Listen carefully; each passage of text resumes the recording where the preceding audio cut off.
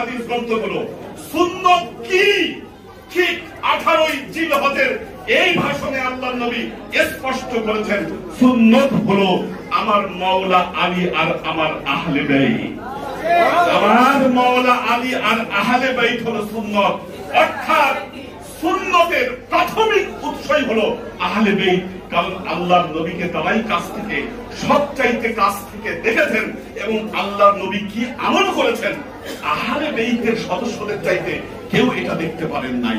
এবং কোরআনকে আহলে বাইতরা যেইভাবে গ্রহণ করেছেন, পৃথিবীর অন্যতম মানুষের পক্ষে এইভাবে গ্রহণ করা সম্ভব হয়নি।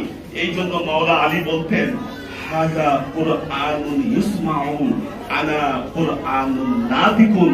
এটা তো এই কোরআন কথা বলে না, আমি হচ্ছি সেই কোরআন যেই কোরআন কথা বলে।